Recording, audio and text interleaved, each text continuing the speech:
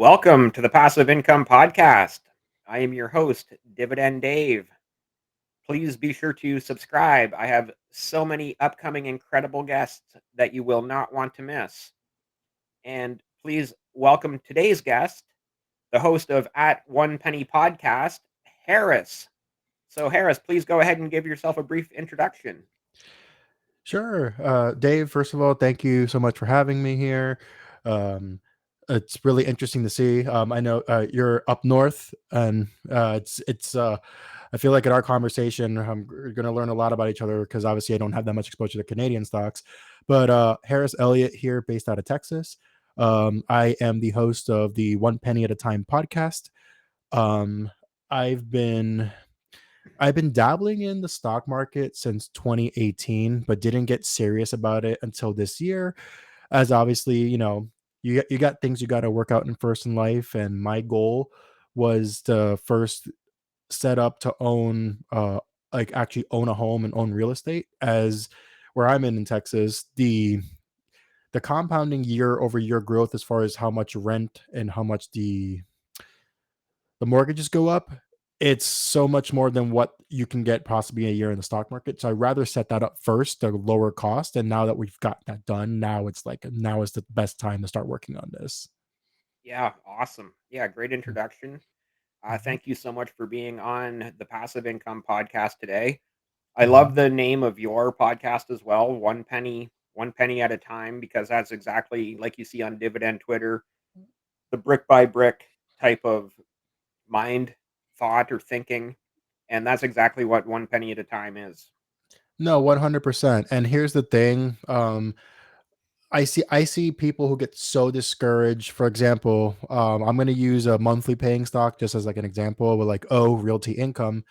Mhm. um People get, they're doing fractional shares, like, well, I got 6 cents this month, what is this going to do? But then you look at the month after that, you put it in, it's like, oh, this one's 9 cents, this one's 15 cents. And honestly, for me, I love looking at how much, even if it's like a couple cents or a couple dollars, it's how seeing that grow, Yeah, it just keeps you motivated. So that's why I wanted to do the name of that podcast, because not everybody has 100 grand just to put in day one. It takes literally a dollar, a penny at a time, whatever you can put in. And I think that would be good to resonate with everybody's goals. 100%, 110%. I couldn't agree with you more. And that was actually one of the points I was going to bring up. You mentioned the number 6 cents. I was going to use 5 cents as a monthly thing just for simple math. But, you know, that mindset of, oh, 5 or 6 cents doesn't, you can't buy anything with that, or that's not going to ever do anything. And then, a few months down the road, it's 50 or 60 cents. And still, well, that's not very much money. Well, then a few months down the road after that, or maybe a year, it's like $5 or $6. It's like, well, $5 or $6 is better than nothing, but that's still not a lot of money. Then, another few months or a year down the road, all of a sudden you're at 50 or $60. It's like, suddenly that's starting to add up a little bit, right? And then you just keep going from there. And it's like that 50 or $60 suddenly, it's probably going to be 5, maybe 10 years down the road, or all of a sudden it's 500, $600. But 500, $600 monthly, there's a lot of people out there that would, well, everybody who couldn't use an extra $500 or $600 a month, right? I mean, that's a couple bills right there. Sometimes, Yep. depending on when you bought a house, it could be somebody's mortgage. And that's the thing. And to me, the reason why I really wanted to do this is obviously in the US, a lot of people depend on just Social Security and a 401k. My Right. opinion, I live with the mentality that if I get anything from Social Security, it's a bonus. I don't factor that in into my retirement. And obviously through tax advantages account through work and I've set up on my own, they're doing really good, and they're doing their thing. Yep. But for this, I don't factor in the retirement accounts into this because it's completely separate.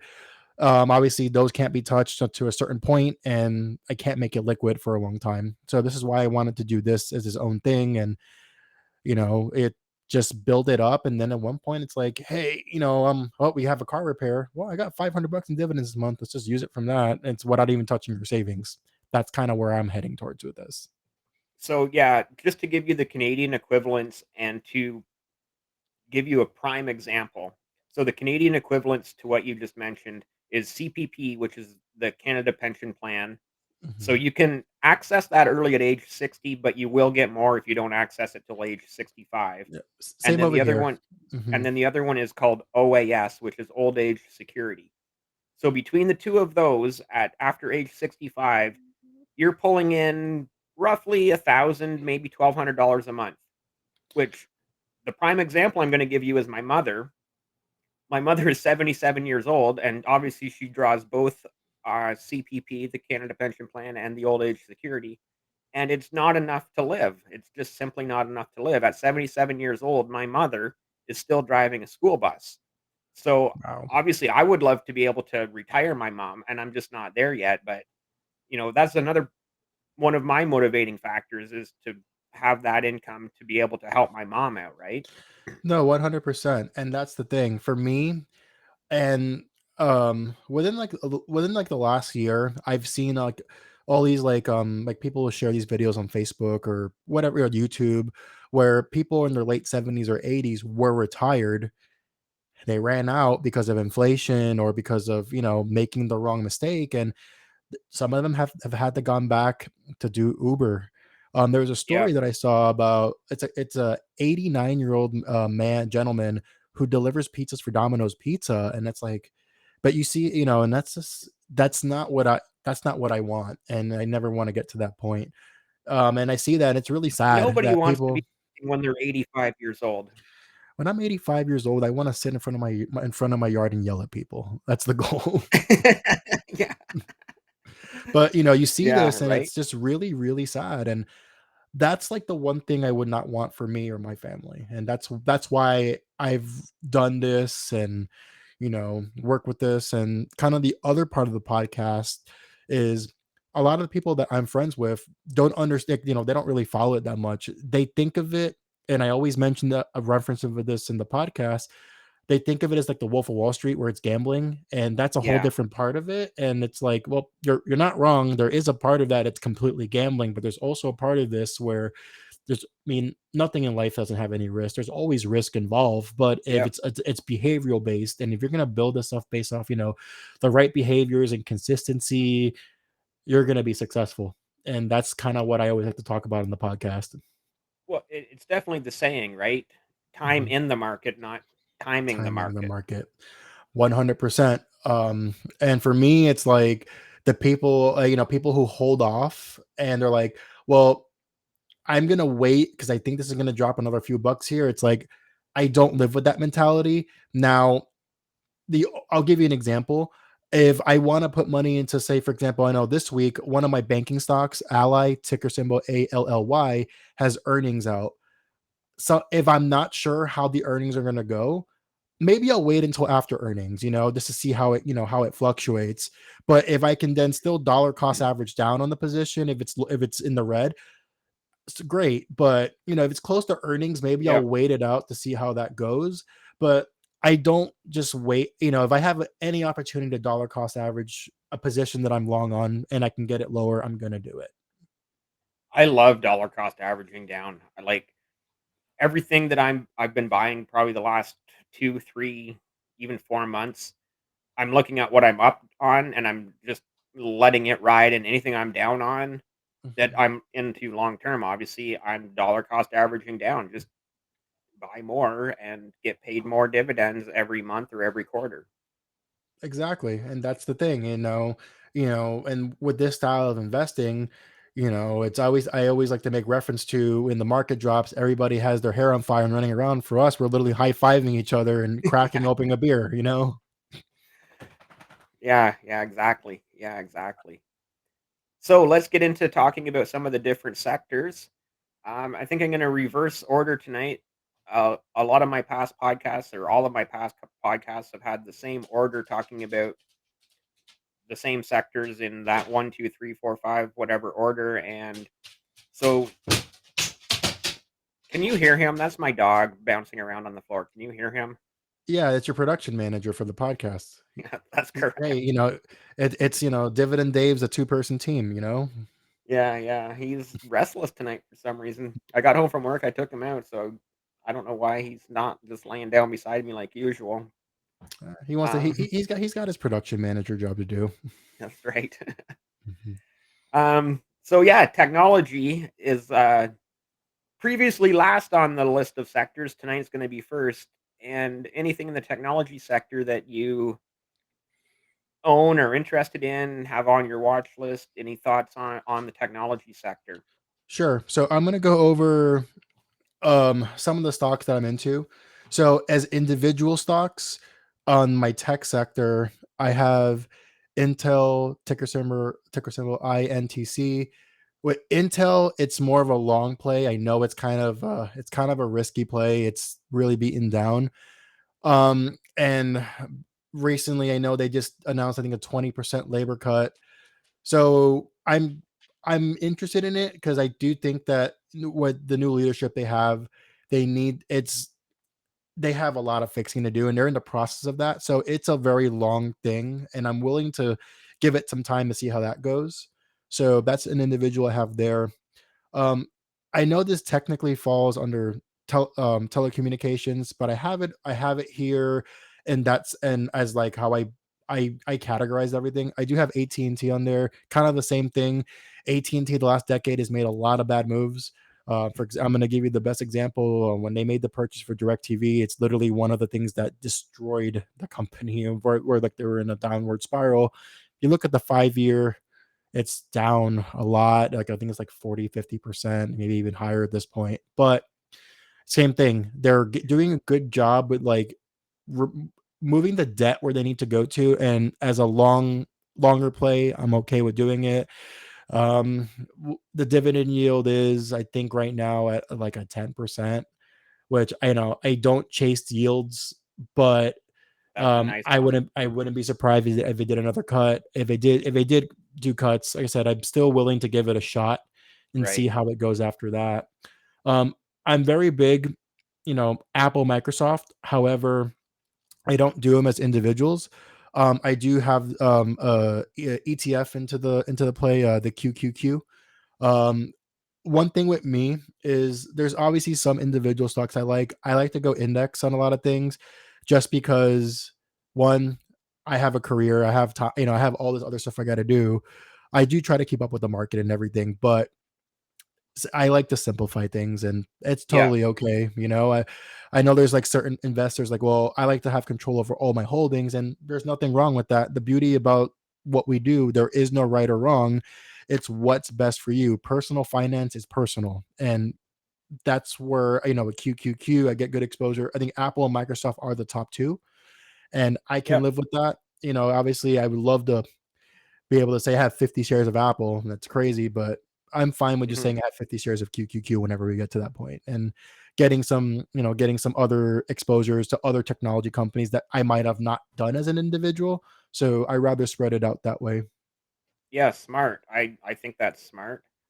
Personally, I'd have to look through my portfolio. I don't think I have any position in any real technology stock as of right now, and I'm not even sure. I don't think I even have an ETF with exposure to any Mhm. technology stock. So it's definitely a sector I should be looking into more because obviously it's 2022. Technology is not going away. We rely on it. Well, we're relying on it right now to do this, right? So, No, 100%. And obviously, if you're going to look at technology on like a 10-year factor, generally, the growth would definitely go up to there. And the reason why I also like doing QQQ, for example, for me, the rule I have on for this portfolio that I'm documenting for the podcast is every holding has to pay at least some sort of dividend. Don't care about, it could even be like a 0.2%, doesn't matter. But with QQQ, I'll get the exposure to Amazon, I'll get the exposure to Google and all these companies that may not pay individual dividends, but then other companies do, and I get something out of that, but still I'm right. getting the exposure to the growth. So that's kind of why I like to do indexes for like certain sectors like that. Yeah, no, makes total sense. Yeah, and it seems like a very smart way to go about doing things. Mhm. So, with me not having really much to say on technology, and you had a nice little bit there. So, moving on to my next sector, again, we're going in reverse order from all my other podcasts, and healthcare. Anything in healthcare that interests you or you hold or on your watch list? Any thoughts on the healthcare sector? So with healthcare, I have exposure to two. I do have Johnson and Johnson as an individual. For me, Johnson and Johnson, it's not only for the medical part of it, but also on the consumer side of it. It's one of those stocks that you need to, every dividend investor should hold. Yeah, My thing on medical is for example, I know AbbVie's a very popular one, and there's Pfizer's a popular one. I personally, other than Johnson and Johnson, I don't like to get individual medical stocks. One, because I know right now in the U.S. they just passed the Inflation Act, which then they're going to be doing some changes as far as like how like Medicare, Medicaid can negotiate for drugs. So I want to see how that plays out before I ever add another individual. But I do have a lot of exposure to Merck with through SCHD, and I'm good with having, just one medical stock and then do like indexes and ETFs, just getting some exposure that way. And that way, I still get some exposure, but not necessarily taking on more risk that I want. right. So those are the two main ones I have. I think even I forget which one of my indexes has it. I think one of them has exposure to Pfizer and whatnot. So, Yep. um, just getting it spreaded out through indexes, it's fine. And a big thing with me is if there's certain sectors that I know I need the exposure to it, but I don't necessarily care to really dig down deep into it. It's like you say, know your role. I'm not going to go ahead and just add an individual stock if I don't know the business model fully, or if I was like, okay, am I willing to take the risk? And so that's the beauty about index Yes, ETFs is you get definitely. just spread it out and spread some love, as we like to say. Yeah, well, and it's kind of like let them worry about managing that portfolio a little bit or a whole lot, really, right? No, 100%. And like SCHG, the expense ratio on that is like nothing. Same at like VOO, and some of my other ones from like the spider branches of my index funds. I think those are like a little bit higher at a point 10. And honestly, you'd start doing the math like I'm willing to compromise a teeny bit of that for the peace of mind and the hours I'll have to put into this. Because the one thing I want to do with this is keep it as simple as possible. Now, obviously, there is some things that okay, I'll keep track of because as everything we're learning, and you Yep. know, I definitely cannot say I know everything, and I don't think I ever will. But No, the no thing is one that should say that, right? yeah, and the big thing about this is that okay, with some of these that I'm a little more speculative on, let me take the time to really dig deep into these and learn what else can I do to grow that they're not doing, but not something you want to take a full risk on in the portfolio. Yeah, so a few points there. Johnson and Johnson, yeah, I agree. Great company. They've been around forever and a day. They've paid dividends for probably just as long, and they're not going anywhere anytime soon. So it does seem like a smart play.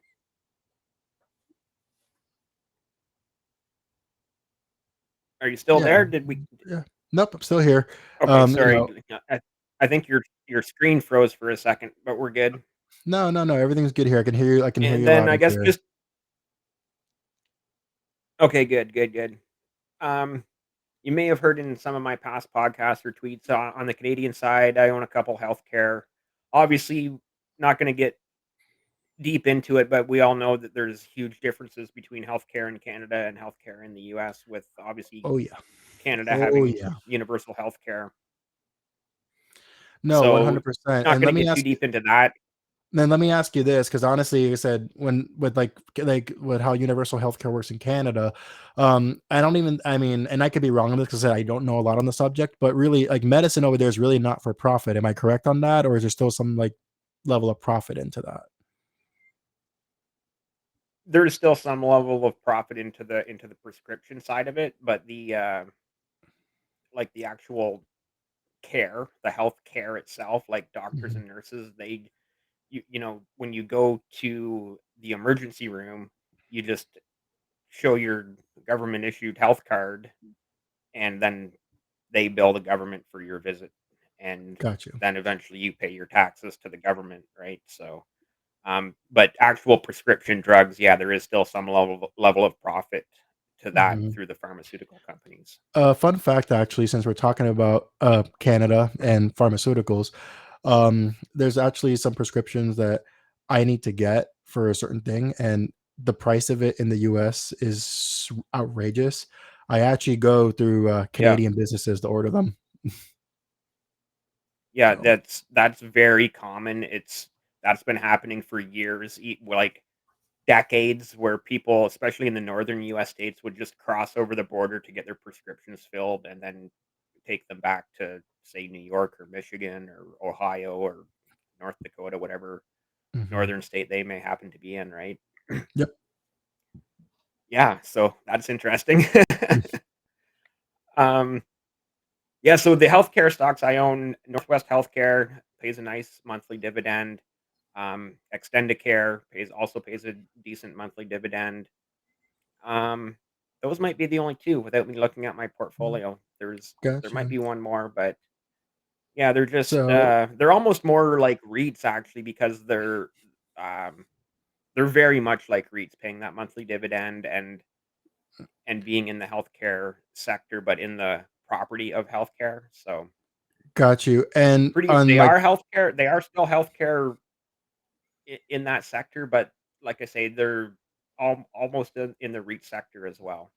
got you. And as far as obviously, like in the US, there's the taxation on like REITs are, they're not favorable. Is that, would it be the same in as far as like with these stocks you have in your medical sector, as far as like the taxation on it would be like unqualified?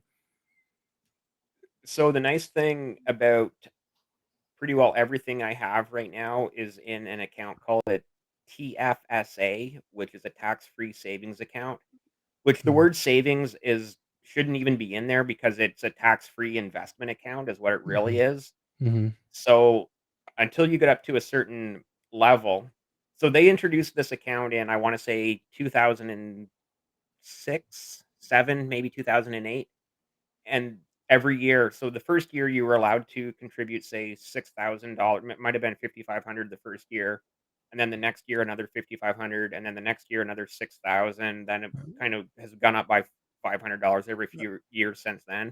Kind of like So a as Roth. of yeah, so as of this year, 2022, I believe you can contribute up to it's about 88,000. I'd have to look it up, but it's somewhere in 85 to 88,000 that you can contribute to your TFSA, which is tax free. And then Got you. beyond that, if you go above that, which whatever number it is, 85 or 88,000, then you would have to put it into another account where you would be getting taxed on it. Got you. Interesting. See, and this is what's amazing when you have two individuals from two separate countries, how much differences there are on things. Yeah. I'm actually working on an episode right now where I had to do some research, and it's a company from Japan. One thing that's I actually learned, and I would have never known this, there's no fractional shares. You can't do like, like your Robin Hoods here where you put $5 into a stock. You can't do that in Japan. Japan, there's 100 share minimum order for everything. So that's just Ooh, something I literally learned. wow. Wow.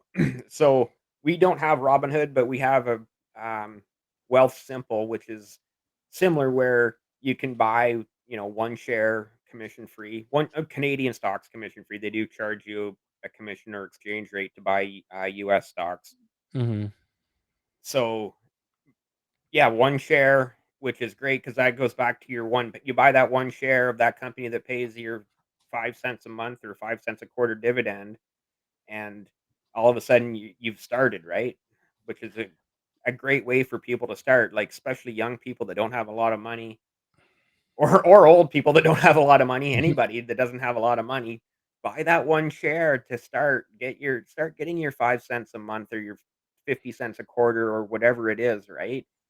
No, 100%, and you can only put $5 a month, $20 a month, 100, whatever it is, Yeah, do what you can. yeah, Invest for the future you. yeah, yeah. Future. you will thank your present self, basically, right? Or however that saying 100%. goes. Yes.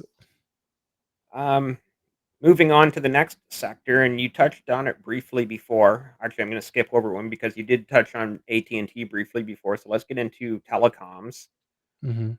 I kind of had a question when you mentioned AT&T and DirecTV.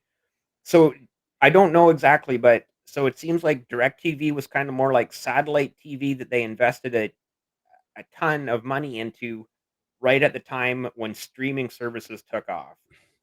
Yeah, so I believe AT&T bought DirecTV between 2014 and 2016. I can't remember the exact year, but the thing is that I think they had bought it for I don't know how many billions, and when they did sell it, but they sold it at such a loss. And not only that, Right.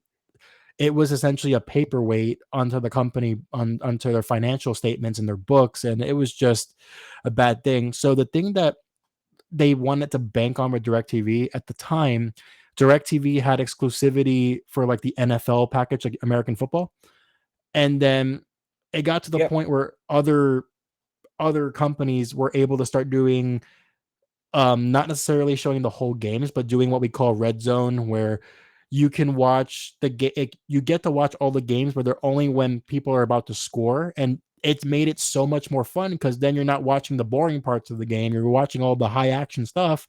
And for me, Right. I rather watch that. I mean, if it's like the Sunday night game or the Monday night game, I'll still watch the whole game, but I'd rather watch the bits and pieces. And they were The banking on highlights, that. basically, right? Yeah, and they were banking on that, and it just bit them really hard, and it was a really bad business transaction. It does seem like poor timing too. Like 2014, Netflix is all already quite established by 2014, right? So there's a lot of competition in streaming.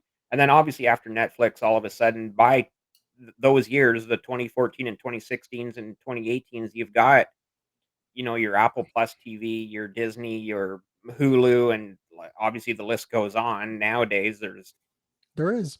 And too then many now streaming services to name, right?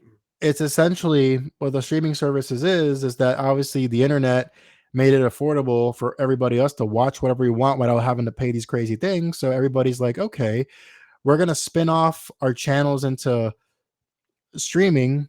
And I'll give you an example. There's two shows that I like to watch. One show I like to watch is called Ink Masters, which is like a tattoo drawing Yeah. competition.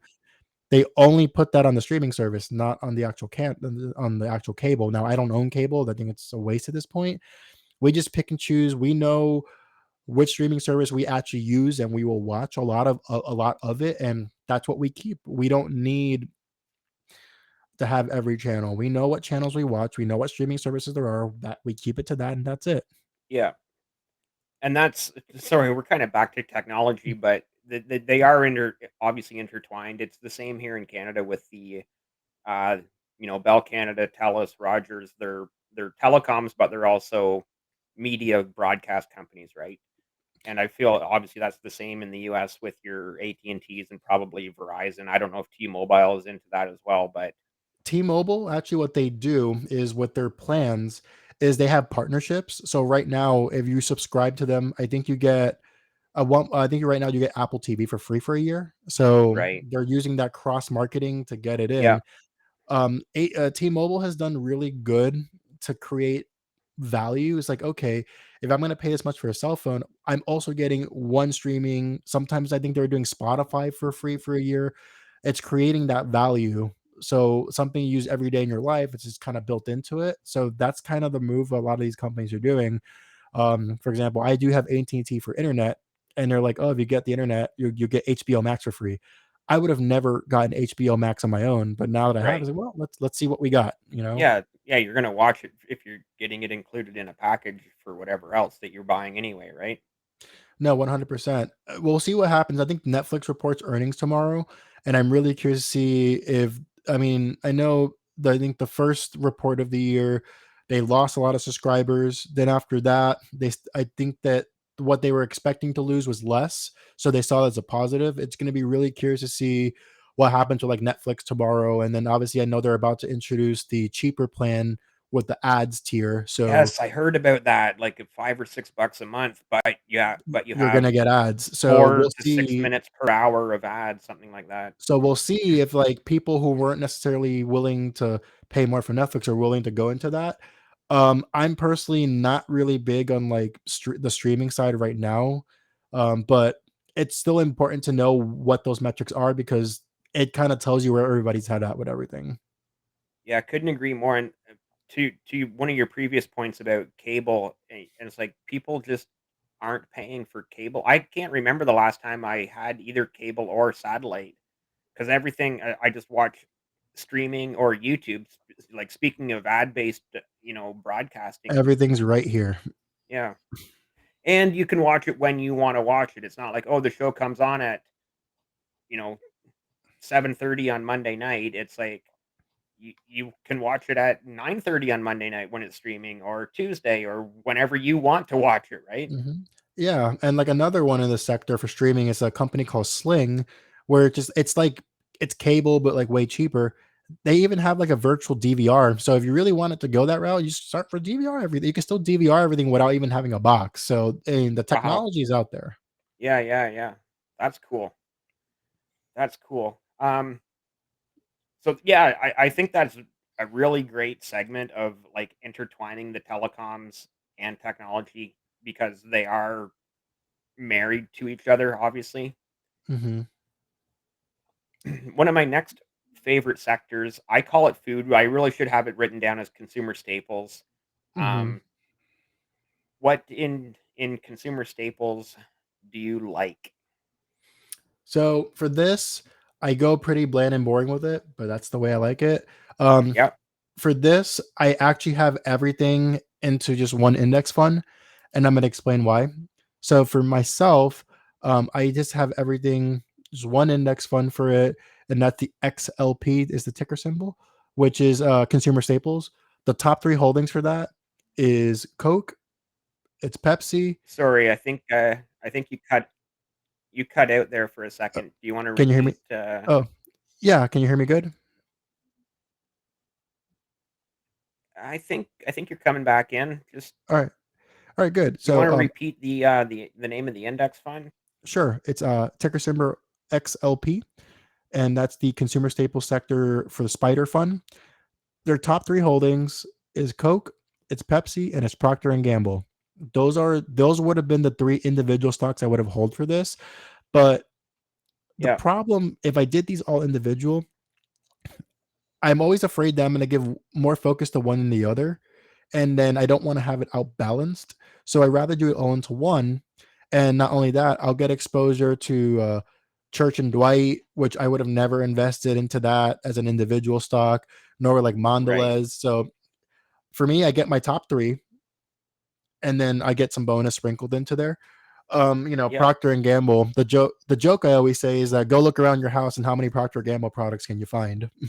Oh, right. you It's not a know, joke. It's like, the toothpaste in your bathroom, the deodorant, and then the laundry endless other detergent. products throughout your house that yeah, yeah, So for me, it's guaranteed. like And Coke and it's just Pepsi. keeping it there.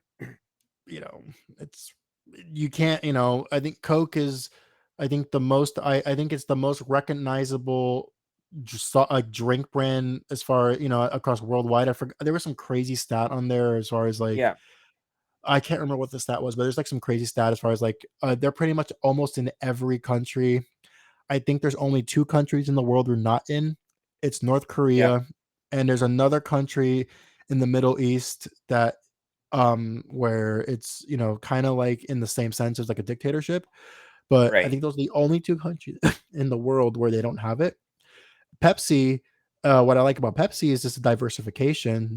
They actually sell more of their snack products and their beverage products, and Yeah, wow. that's the one that's Well, the they one do have advantage a they have over lot Coke. they do have a lot of snack products in their lineup, right? A lot. Doritos, Lay's. I mean, there's a bunch of products on there, but it's kind of a crazy stat. When you know, one of my favorite things, even though this is not a consumer staple, if I was to ask you this, what's the biggest real estate company in the world? People would be like, I don't know. The answer to that is McDonald's. it's McDonald's, and that's always like my joke. I always like to tell people about the stock market who don't know a lot about it. It's like, how is McDonald's? And I kind of explain that. They're like, I thought it was just food. It's like, well, that's one part of the business, but there's this whole thing. And it's kind of the same with Pepsi. When I say that fact that they make more money off the snacks and the drinks, people are like, how? And they don't. And then you start breaking down all the products. It's like, I never knew Pepsi even owned that, and that's always a good dialogue. Yeah. Did you happen to see the tweet yesterday? I think it was yesterday that showed Warren Buffett investing $1,000 in Coca-Cola in 1988, and that is now worth like 1.1 million. Actually, I actually talked about that on. I do have an episode out on the podcast, which is about consumer staples. So that's actually what I talked about on Coke. So he invested 2 billion. Actually, it was $2 billion in 1988 when the share price was around $2, and they were paying, I think, like a 2 to 3 cent dividend. Coke is at 55. I think the last time I checked, it was average it out at a 44 cent dividend per quarter. Just think about how much compound and how much that. I think the math, when I did the math on it, I'm not, if we just factor in that in initial investment, I know Warren has added to it over the years, but off the initial investment, he's up 1,700%. It's Not bad. Not bad. that's And gonna buy you again, a nice six pack. he's the poster child for time in the market, not timing the market. Yeah, and the thing about Warren Buffett is, he was always a wealthy man, but he didn't make his crazy money until after his 50s. Right. Right. Yeah, so that's always like one thing I always like to explain, kind of how we talked about like that initial investment he did, and I explain that to people. Obviously, we don't have $1 billion just laying around, but you have I that, definitely you don't. know, It's like, uh, ooh, I left that $5 million in my other pants, right? yeah, but still, it's about the behavior and the concept of just letting time do its thing. It's still Right. valuable no matter how much money you put in. Right. Next sector up, banks and financials. Awesome. For What are your me, thoughts there? no, for sure. And it's one of the very few things I know about from Canadian stocks is they're amazing. The whole banking sector from Canada. And actually, referencing one of your tweets, I think you had tweeted. I think the Royal Bank of Canada has over 200 years worth of dividends paid out. Is that correct? Let me I'm going to bring up the screen again. It's actually Bank of Montreal Mm. in 2029 will be celebrating 200 years, and then Bank of Nova Scotia in there. Can you see that tweet Yeah, I from can. at Settling Nomads? Yeah, Bank of Nova Scotia since paying a dividend since 1833. CM, that's CIBC, which is Imperial Bank of Commerce, paying dividend since 1868. BMO 1829, Royal Bank since 1870, and Toronto Dominion since 1857. And So that's yeah, BMO amazing. coming up on 200 years in 7 years, and in 11 years, no, Bank of Nova Scotia will be also at the 200-year mark. And that's like, that's crazy to think about because I think even in the US, I don't think even though the high, like obviously I think the JP Morgans, they've been around forever. I don't even think that their dividend streaks can even touch that. So to me, when I think about the Canadian banks, it's ridiculous, but in a good way, Yes. obviously. Yeah, Um, yeah, yeah. you Like, know, it's well, obviously, unfathomable. right? Paying dividends for 200 years, you have to think they must be a fairly solid company, right?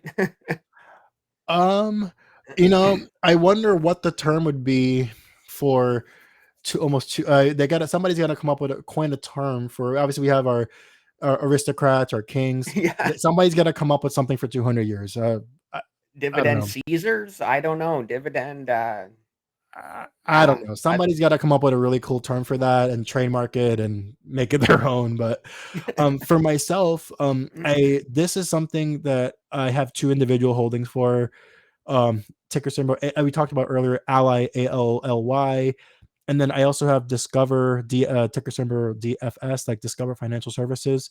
Those are the two individual companies I like. Ally. My fun fact about Ally is they are the number one auto loan distributor in the entire world. They have about Oh 5% of wow. the entire world's auto loans. And then with Discover, for me, is their dividend growth over the last 5 years has been really impressive, but also it's a really good product, and that's what I get behind. I don't do JPM as an individual. I have some exposure to VOO and I think another index, and I'm going to explain why I don't hold JPM as an individual. Obviously, it's the biggest bank in the U.S., if not the world. I forgot what the stat was, but Hmm. I'm not as impressed with their growth recently, and I think that when in the next 40 years, 50 years, everything is going to start going more digital. And Chase, JP Morgan has a lot of money tied up into these leases, into like real estate. And Ally, it's all online. And I think with people from my generation, the generations are going to be coming into, are going to be going into that, where for these banks, their cost is so much lower. Um, I can't remember exactly what the PE ratio is on Ally, but I'm just gonna range it. I think it's between 3 to 7% is what their PE ratio is as a company, which is amazing. Yeah. And I think with Chase is like they're still a little old school at a lot of things, and they don't keep up with certain things with the times. And I think that's gonna bite them down when they're going down with time. Obviously, that's my opinion, not financial Yeah. advice. It's just my honest opinion with it.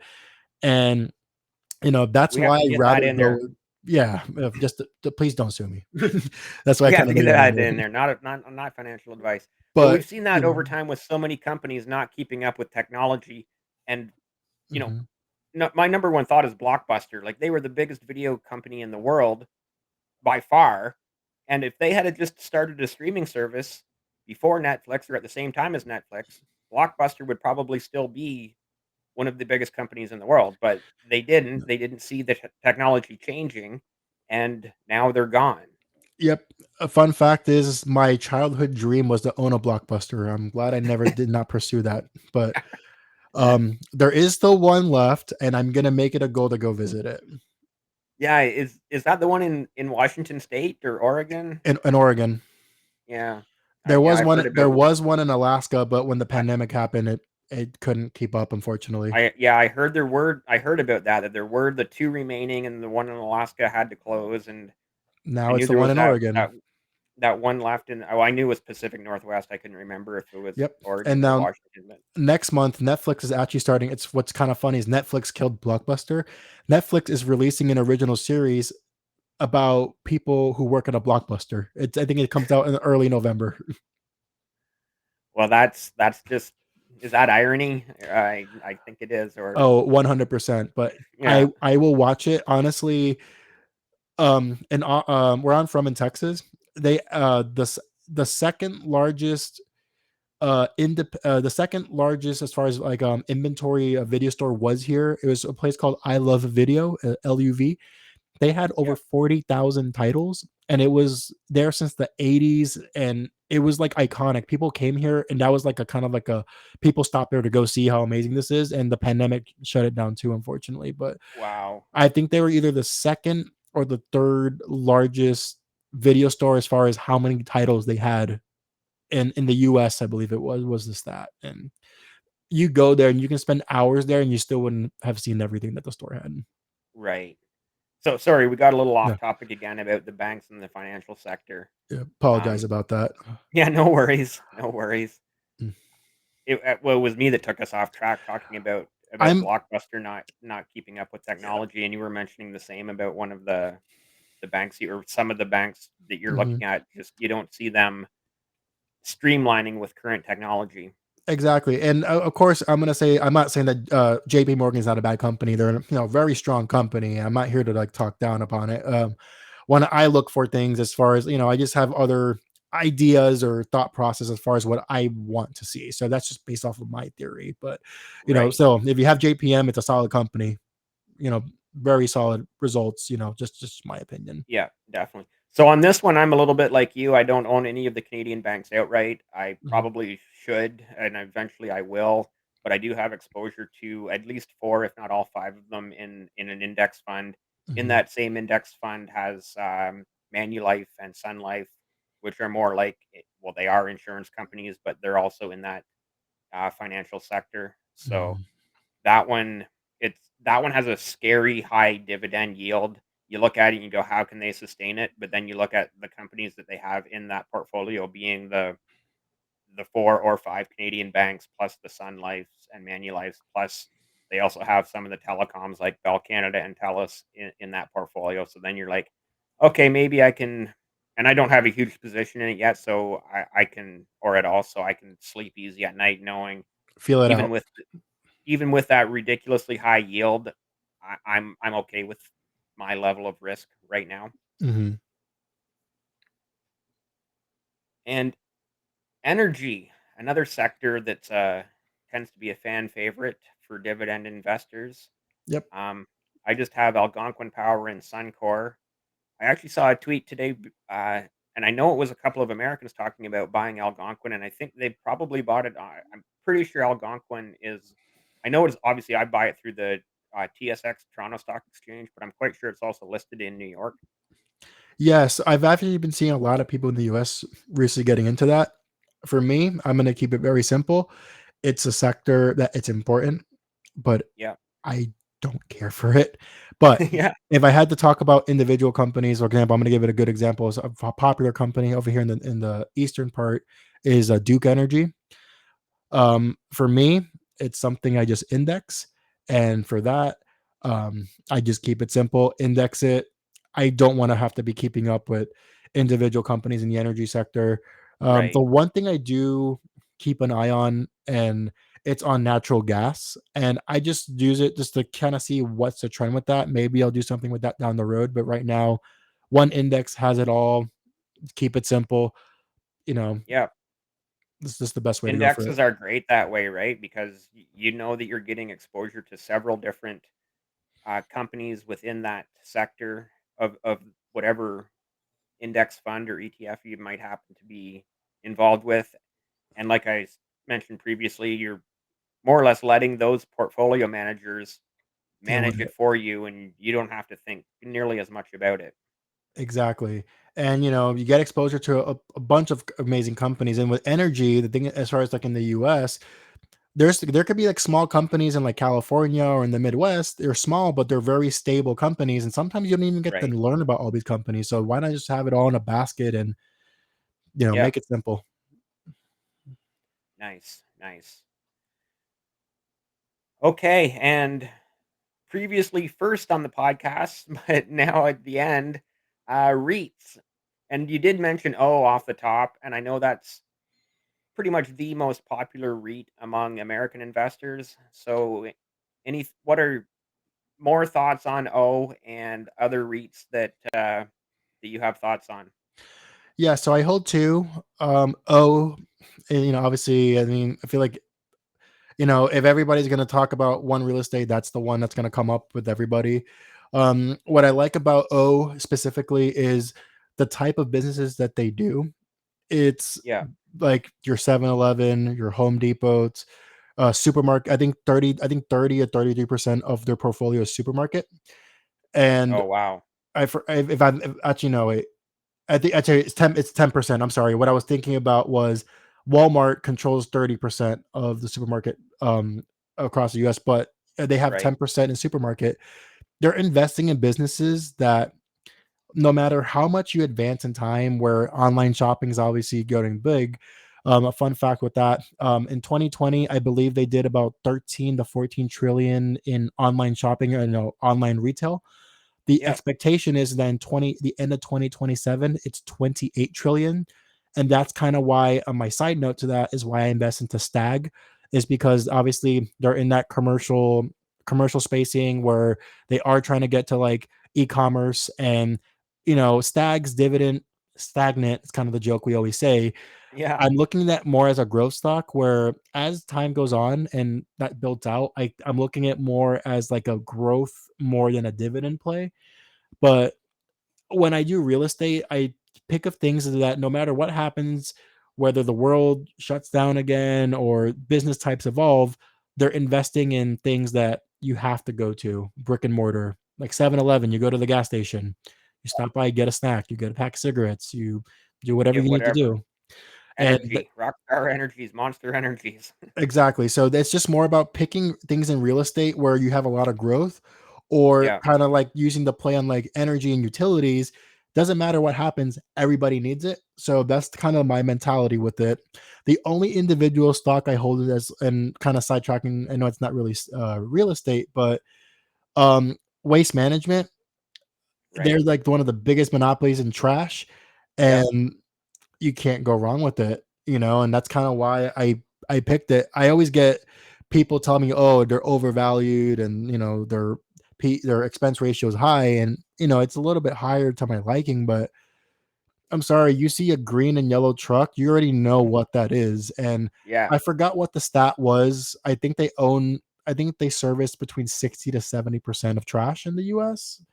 probably. So They're in Canada as well. They're big here too, so So they're a for big me, it's more company. about the monopoly, and I'm okay paying the premium. But with Yeah, real estate, I know there's so much other things in real estate, like Vici is a popular one right now with the casinos, and there's all these other ones.